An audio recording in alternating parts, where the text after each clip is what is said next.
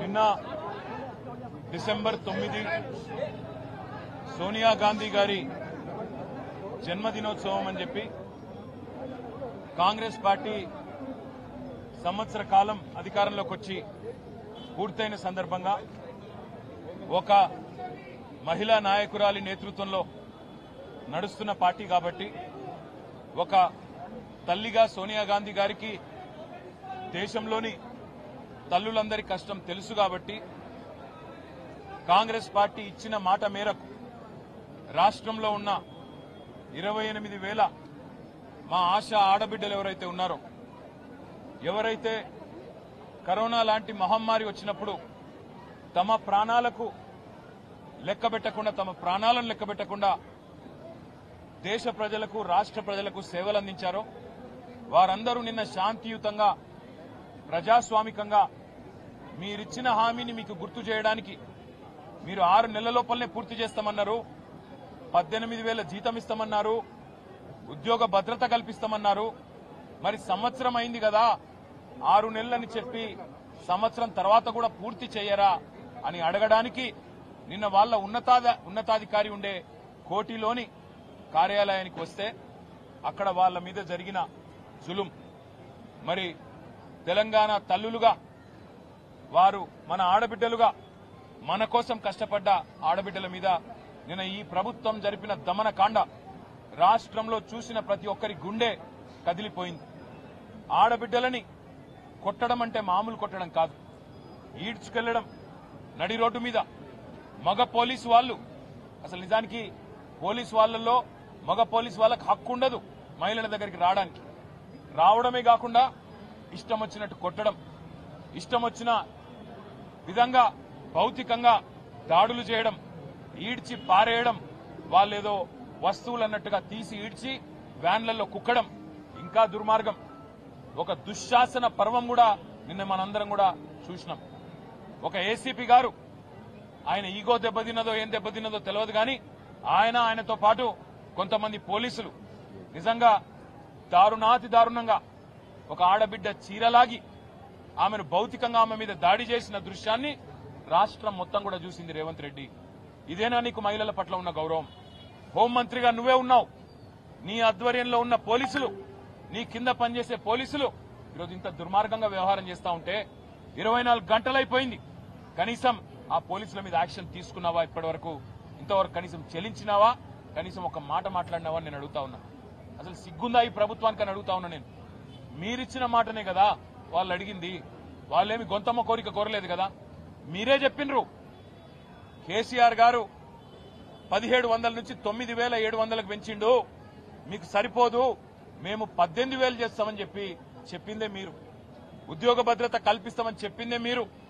Insurance సౌకర్యం కల్పిస్తామని చెప్పిందే మీరు. మీరిచ్చిన హామీని నిలబెట్టుకోమని చెప్పి మీ దగ్గరికి సంవత్సరం పూర్తయిన సందర్భంగా వాళ్ళు వస్తే నిన్న మీరు చేసిన దుశ్శాసన పర్వం తెలంగాణ ఆడబిడ్డలు మర్చిపోరు. ఆశాలు వారు తెలంగాణ వచ్చినాడు కేవలం 1,700 ఉండేది వారి గౌరవ వేతనం.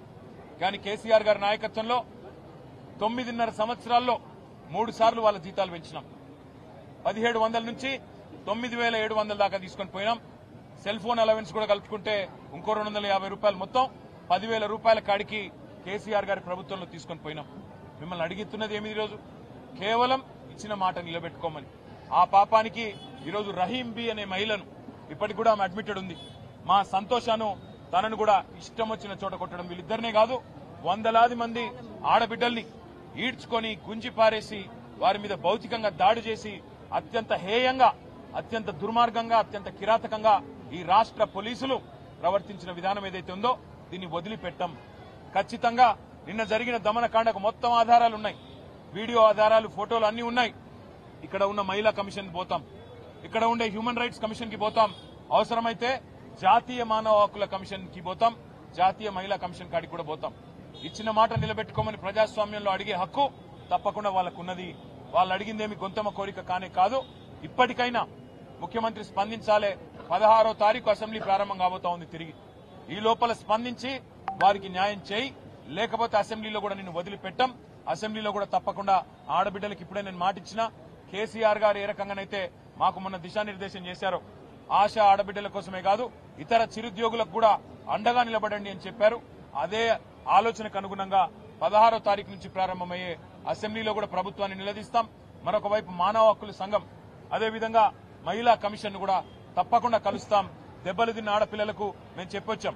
ఒకవేళ మీకు గనక ఇక్కడ ప్రభుత్వ వైద్యం సర్కారీ వైద్యం మీకు సూట్ కాకపోతే నచ్చకపోతే మీరు రండి, మా పార్టీ తరఫున మేమే తీసుకెళ్లి ప్రైవేట్ ఆసుపత్రిలో మంచి వైద్యాన్ని కూడా అందిస్తామని చెప్పి కూడా వారికి చెప్పినాం. ధైర్యం కూడా చెప్పాము. ధైర్యంగా ఉండండి, పోరాడండి, మీకు అండగా మేమంతా కూడా ఉన్నాం, మీతో భుజం భుజం కలిపి నడుస్తామని చెప్పాం. అసెంబ్లీలో కొట్లాడతాం, బయట కూడా కొట్లాడతాం. రాష్ట్రంలో ఉండే ప్రతి ఆశ ఆడబిడ్డకు మేము బీఆర్ఎస్ తరఫున మాటిస్తా ఉన్నాం. మీకిచ్చిన హామీని ప్రభుత్వం ఇచ్చిన హామీని నిలబెట్టుకునేదాకా మీ తరఫున శాసన మండలిలో మా మహమూద్ అలీ గారు, మా నవీన్ కుమార్ రెడ్డి గారు, అదేవిధంగా మహమూద్ అలీ సాబ్, అదేవిధంగా శాసనసభలో మేమందరం కూడా గొంతు విప్పుతాం. ఖచ్చితంగా ప్రభుత్వాన్ని నిలదీస్తాం. మీకు కూడా పూర్తి స్థాయిలో న్యాయం జరిగే వరకు మీతో ఉంటామని చెప్పి కూడా తెలియజేస్తూ ప్రభుత్వం వెంటనే నిన్న అరాచకంగా వ్యవహారం చేసిన పోలీసులను తక్షణమే సర్వీస్ నుంచి డిస్మిస్ చేయాలి. సస్పెన్షన్ కాదు, సర్వీస్ నుంచి డిస్మిస్ చేయాలి. ఎందుకంటే ఆడబిడ్డల మీద చేసేటప్పుడు 1-2 సార్లు ఆలోచించుకోవాలి. ఎవరైనా సరే పోలీసు వాళ్ళు ఇష్టం వచ్చినట్టు అధికారం ఉంది కదా, కాకి యూనిఫామ్ ఉంది కదా, మేము ఇష్టం వచ్చినట్టు చేస్తాం, ఏం చేసినా నడుస్తుంది అనుకుంటే కుదరదు, వదిలిపెట్టమనే మాట కూడా ఈ సందర్భంగా తెలియజేస్తూ నిన్న మరి సహకరించిన పాత్రికేయ మిత్రులకు కూడా వాళ్ళ మీద జరిగిన దాడిని దేశం మొత్తం దృష్టికి తీసుకొచ్చిన మా మీడియా మిత్రులకు కూడా ప్రత్యేకంగా ధన్యవాదాలు కూడా నేను తెలియజేస్తా ఉన్నా. ఉస్మానియాలో మంచి సేవలు కూడా అందిస్తా ఉన్నారు. డాక్టర్లు, పారామెడికల్ సిబ్బంది, అదేవిధంగా చాలా మంది పేదలు కూడా రోగులున్నారు. వారికి మంచి సేవలు అందిస్తున్న ప్రభుత్వ వైద్య సిబ్బందికి కూడా నేను ప్రత్యేకంగా ధన్యవాదాలు చెప్తా ఉన్నా. వారికి కూడా నేను చెప్పినాను, ప్రభుత్వం వైపు నుంచి ఏమైనా ఒత్తిడి ఉంటే మీకు వాళ్ళని డిశ్చార్జ్ చేయమని మాకు చెప్పండి, మేము తీసుకొని పోతాం, మీరు వాళ్ళని అగాధంగా అనాథల్లాగా వదిలేయకండి అని చెప్పి కూడా వారికి చెప్పినాను. తప్పకుండా వాళ్ళని కాపాడుకుంటామన్న విషయం మళ్ళొకసారి తెలియజేస్తా ఉన్నా. Thank you.